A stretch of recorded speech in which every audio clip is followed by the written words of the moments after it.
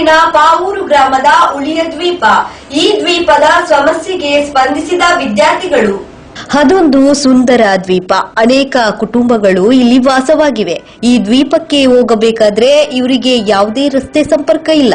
ಹೊರ ಜಗತ್ತಿಗೆ ಕಾಲಿಡಬೇಕಾದರೆ ದೋಣಿಯೇ ಇವರ ಪಾಲಿನ ಸಂಚಾರಿ ವಾಹನ. ಹೀಗೆ 10 ಸಮಸ್ಯೆಗಳಿಂದ ಕೂಡಿದ ಈ ದ್ವೀಪ ವಿದ್ಯಾರ್ಥಿಗಳ ತಂಡವೊಂದರ ಕಣ್ಣಿಗೆ ಬೀಳುತ್ತೆ. ದ್ವೀಪ ಗ್ರಾಮದ ಜನರ ಸಮಸ್ಯೆಗೆ ಮನಮಿಡಿದ ವಿದ್ಯಾರ್ಥಿಗಳು ಮುಂದೇನು ಮಾಡಿದರು ಗೊತ್ತಾ? ಈ ಸ್ಟೋರಿ ನೋಡಿ. ಅಂದ ಹಾಗೆ ಈ ದ್ವೀಪಕ್ಕೆ ಹೋಗಬೇಕಾದರೆ ಇಲ್ಲಿ ಯಾವುದೇ ರಸ್ತೆ ಇಲ್ಲ, ಸೇತುವೆಯೂ ಇಲ್ಲ. ಅದಿರಲಿ ಕನಿಷ್ಠ ಒಂದು ತೂಗು ಸೇತುವೆಯೂ ಇಲ್ಲ. ಹೌದು, ನಾವು ಅಭಿವೃದ್ಧಿಯುತ್ತ ಸಾಗ್ತಾ ಇದ್ದೀವಿ. ನಮ್ಮದು ಅಭಿವೃದ್ಧಿ ಹೊಂದಿರುವ ರಾಷ್ಟ್ರ. ಆದರೆ ಈ ದ್ವೀಪಕ್ಕೆ ಹೋಗಬೇಕಾದರೆ ಇಲ್ಲಿ ಇರೋದು ಇದೊಂದು ಸಾರಿಗೆ ವ್ಯವಸ್ಥೆ. ಅಂದು ಅಂಬಿಗನನ್ನು ನಂಬಿಕೊಂಡು ಸಾಗುವ ದೋಣಿ. ಹೌದು, ಈ ದೋಣಿಯ ಮೂಲಕವೇ ನಾವು ಈ ದ್ವೀಪಕ್ಕೆ ತಲುಪಿದ್ವಿ. ಜನರೇನು ನಮ್ಮನ್ನು ಖುಷಿಯಿಂದ ಬರಮಾಡಿಕೊಂಡ್ರು, ಪ್ರೀತಿಯಿಂದಲೇ ಮಾತಾಡಿಸಿದ್ರು, ಜೊತೆಗೆ ಸಮಸ್ಯೆಯ ಸರಮಾಲೆಯನ್ನೇ ನಮ್ಮ ಮುಂದಿಟ್ರು.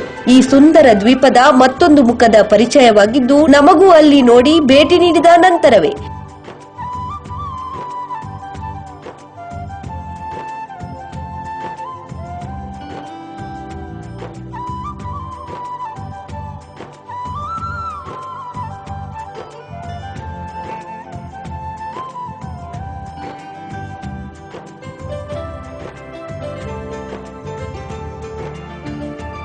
ಈ ಗ್ರಾಮದಲ್ಲಿ ಅಂದ್ರೆ ದ್ವೀಪದಲ್ಲಿ ಸುಮಾರು 30ಕ್ಕೂ ಅಧಿಕ ಕುಟುಂಬಗಳು ವಾಸವಾಗಿದೆ. ಸಣ್ಣ ಪುಟ್ಟ ಮನೆಗಳನ್ನು ಕಟ್ಟಿಕೊಂಡು ಜೀವನ ಸಾಗ್ತಾ ಇದ್ದಾರೆ. ಇನ್ನು ವಿದ್ಯಾರ್ಥಿಗಳು ಈ ದ್ವೀಪ ಗ್ರಾಮದ ಜನರಿಗೆ ಸೂಕ್ತ ಕುಡಿಯುವ ನೀರನ್ನು ಪೂರೈಸುವ ಉದ್ದೇಶದಿಂದ ಒಂದು ಯೋಜನೆಯನ್ನು ಹಾಕಿಕೊಂಡಿದ್ದಾರೆ. ಉಪ್ಪು ನೀರನ್ನು ಕುಡಿಯೋ ಗ್ರಾಮಸ್ಥರಿಗೆ ಶುದ್ಧ ಕುಡಿಯುವ ನೀರನ್ನು ಒದಗಿಸುವ ಸಲುವಾಗಿ ಗ್ರಾಮದ ಪ್ರತಿ ಮನೆಗೆ ನೀರು ಶುದ್ಧೀಕರಣ ಉಪಕರಣವನ್ನು ಅಳವಡಿಸಲು ಮುಂದಾಗಿದ್ದಾರೆ. ಅದಕ್ಕೆ ಅಗತ್ಯವಿರುವ ಹಣಕಾಸು ಸೌಲಭ್ಯಕ್ಕೆ ಹಲವಾರು ಜನರನ್ನು ಸಂಪರ್ಕಿಸಿದ್ದಾರೆ. ನಮ್ಮ ಕೈಯಲ್ಲಿರುವ ಬಜೆಟ್ ಮನಿಯನ್ನು ಒಟ್ಟುಗೂಡಿಸಿದರೆ ಅಲ್ಪ ಸಾಮಾಜಿಕ ಜಾಲತಾಣದಲ್ಲೂ ಹಣಕಾಸು ಸರ್ಕಾರಕ್ಕಾಗಿ ಮನವಿ ಮಾಡಿಕೊಂಡಿದ್ದಾರೆ. ಒಂದಷ್ಟು ಜನರಿಂದ ಉತ್ತಮ ಪ್ರತಿಕ್ರಿಯೆ ದೊರಕಿದೆ. ಅಷ್ಟೇ ಅಲ್ಲ, ನಮ್ಮ ಯೋಜನೆಯ ಭಾಗವಾಗಿ ದ್ವೀಪದ ಸುತ್ತಮುತ್ತಲಿನ ಪರಿಸರವನ್ನು ಸ್ವಚ್ಛ ಮಾಡುವ ಕಾರ್ಯಕ್ಕೂ ಮುಂದಾಗಿದ್ದಾರೆ. ಸೊ 1 ವರ್ಷ ಸಾಧಾರಣ ಬಹಳಷ್ಟು ಪ್ರಾಬ್ಲಮ್ ಸಿಕ್ಕಿದೆ ನಮಗೆ. ಅದರಲ್ಲಿ ಮೇನ್ ಆದದ್ದು ಟ್ರಾನ್ಸ್ಪೋರ್ಟೇಷನ್. ಅವರಿಗೆ ಸರಿಯಾಗಿ ಹೋಗುವ ದಾರಿ ಇಲ್ಲ, ಮತ್ತು ದಾರಿಯಲ್ಲಿ ಸಹ ತುಂಬ ಗಲೀಜು ವಸ್ತುಗಳು ಅವರು ಬಿಸಾಕಿ ಬಿಡ್ತಾರೆ. ಹಾಗೆಯೇ ಅದರ ನಂತರ ನೀರು ಇದ್ದು ಸಹ ಅವರಿಗೆ ನೀರು ಕುಡಿಯಲಿಕ್ಕೆ ಆಗೋದಿಲ್ಲ. ಸೊ ಅದಕ್ಕೆ ನಾವು ಸೊಲ್ಯೂಷನ್ ಏನು ಫೈಂಡ್ ಔಟ್ ಮಾಡಿದ್ದೇವೆ ಅಂದರೆ RO ಪ್ಯೂರಿಫೈಯರ್. ಸೊ ಅದು ಸಾಧಾರಣ 4.5 ಲಕ್ಷದ ಬಜೆಟ್ ಅದು ಒಂದು ದ್ವೀಪದ ಉಳಿವಿಗಾಗಿ ಇಷ್ಟೆಲ್ಲ ಕಷ್ಟಪಡುತ್ತಿರುವ ಈ ವಿದ್ಯಾರ್ಥಿಗಳ ಆಸೆಗೆ ತಣ್ಣೀರನ್ನ ಎರಚುತ್ತಿರುವ ಮರಳು ಮಾಫಿಯಾಕೋರರು.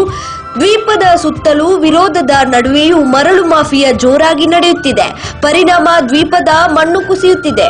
ಇದು ಹೀಗೆ ಮುಂದುವರಿದರೆ ಉಳಿಯ ಗ್ರಾಮದ ದ್ವೀಪದ ಉಳಿಯೇ ಅಸಾಧ್ಯ ಎಂಬಂತಹ ಪರಿಸ್ಥಿತಿ ನಿರ್ಮಾಣವಾಗಿದೆ. ಒಟ್ಟಿನಲ್ಲಿ ಒಂದು ದ್ವೀಪ ಹಾಗೂ ಅಲ್ಲಿಯ ಜನರ ಪರವಾಗಿ ವಿದ್ಯಾರ್ಥಿಗಳ ಈ ಪ್ರಯತ್ನ ನಿಜಕ್ಕೂ ಶ್ಲಾಘನೀಯ. ಈ ಪ್ರಯತ್ನಕ್ಕೆ ನಮ್ಮ ಜನಪ್ರತಿನಿಧಿಗಳು ಸಾಥ್ ನೀಡಬೇಕಿದೆ. ಈ ದ್ವೀಪ ಗ್ರಾಮದ ಜನರ ಅನುಕೂಲಕ್ಕಾಗಿ ಒಂದು ಸೇತುವೆಯನ್ನು ತಕ್ಷಣವೇ ನಿರ್ಮಿಸಿಕೊಡಬೇಕಾಗಿದೆ. ಅಷ್ಟೇ ಅಲ್ಲ, ಈ ದ್ವೀಪದ ಅಸ್ತಿತ್ವಕ್ಕೆ ಮಾರಕವಾಗಿರುವ ಮರಳುಗಾರಿಕೆ ಮಾಫಿಯಾದ ವಿರುದ್ಧವೂ ಕಠಿಣ ಕ್ರಮ ಕೈಗೊಳ್ಳಬೇಕಾಗಿದೆ. ಈ 3 ಪ್ರಾಜೆಕ್ಟ್ ಇರುವುದರಿಂದ ನಮ್ದು ಟೀಮ್ ಇಷ್ಟು ಜನ ಸಾಕಾಗಲಿಲ್ಲ ಅಂತ ಅನಿಸಿತು. ಸೊ ಅದಕ್ಕೋಸ್ಕರ ನಾವು ಟೀಮನ್ನು ಎಕ್ಸ್ಟೆಂಡ್ ಮಾಡಿ 14 ಮೆಂಬರ್ಸಿಗೆ ಎಕ್ಸ್ಟೆಂಡ್ ಮಾಡಿದ್ದೇವೆ. ಈಗ ನಮ್ಮ ಟೀಮಲ್ಲಿ ಟೋಟಲ್ 14 ಮೆಂಬರ್ಸ್ ಇದ್ದೇವೆ. ಹಾಗೆ ಮತ್ತೆ ಈ ಐಲ್ಯಾಂಡ್ಗೆ ನಾವು ಓರಿಯೋ ಐಲ್ಯಾಂಡ್ ಅಂತ ಯಾಕೆ ಹೆಸರಿಟ್ಟಿದ್ವಿ ಅಂತೆ, ನಾವು ಈಗ 3 ನಾವು ಆಲಿಸ್ಟರ್, ನಾನು ಮತ್ತು ಜೊನಾಥನ್ ಏನಾದರೂ ಒಂದು ನಮ್ಮದು ಪ್ರಾಜೆಕ್ಟ್ ಅಥವಾ ಏನಾದರೂ ಇದ್ದರೆ ಸಕ್ಸಸ್ ಆದರೆ ನಾವೊಂದು